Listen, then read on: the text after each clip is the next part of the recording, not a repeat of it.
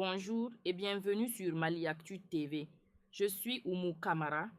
Plus de 80 terroristes neutralisés en une seule journée, les forces armées maliennes transforment une offensive djihadiste d'ampleur inédite en victoire décisive.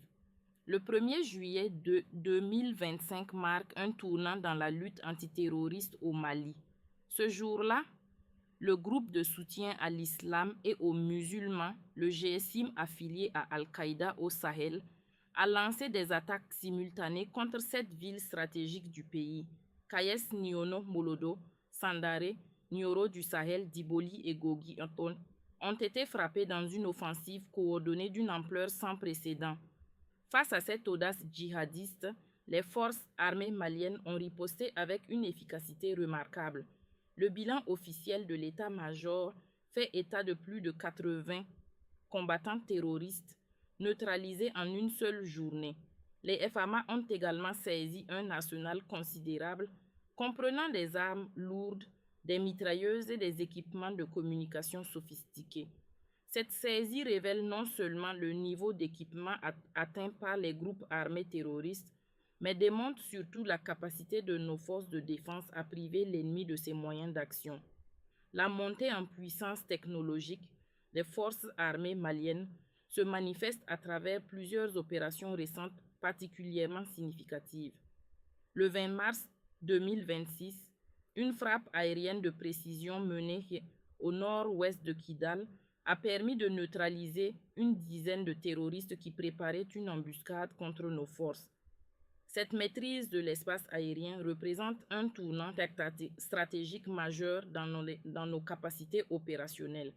Il faut préciser que les FAMA démontrent également leur adaptation face à la sophistication croissante de la menace terroriste. En septembre 2025, nos forces ont réussi à neutraliser 2 drones ennemis à Tombouctou, une prouesse technique qui illustre notre capacité à contrer les innovations technologiques des groupes armés.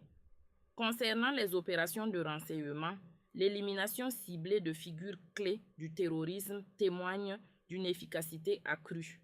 Parmi ces succès, on compte la neutralisation d'Osama Abou Anes, qui coordonnait la logistique terroriste entre le Gourma et le Haoussa, ainsi que l'arrestation de Mahamad Ould Erkehal, chef de l'État islamique au Sahel. Ces victoires militaires s'inscrivent dans une transformation géopolitique majeure de la région sahélienne. L'Alliance des États du Sahel, créée en septembre 2023 et unissant le Mali, le Burkina Faso et le Niger, redéfinit fondamentalement l'approche sécuritaire régionale. Cette alliance prévoit notamment la création d'une force unifiée de 5000 soldats, représentant une mutualisation inédite des moyens militaires sahéliens.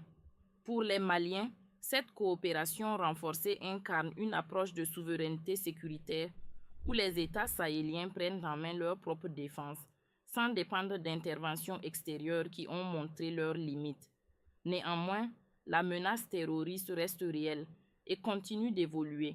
Les attaques sur Bamako en septembre 2024 et les menaces de blocus sur Kayes et Nioro du Sahel révèlent la capacité d'adaptation persistante des groupes terroristes. Ces 2 villes, cruciales pour le commerce avec le Sénégal et la Mauritanie, représentent des enjeux économiques majeurs pour notre pays. La sophistication des attaques coordonnées du 1er juillet 2025 démontre que les groupes armés conservent des capacités opérationnelles importantes, mais elle révèle aussi que les FAMA ont développé les moyens de les contrer efficacement. Chaque neutralisation de terroristes, chaque arsenal saisi, chaque drone abattu redessine l'équilibre des forces au Sahel.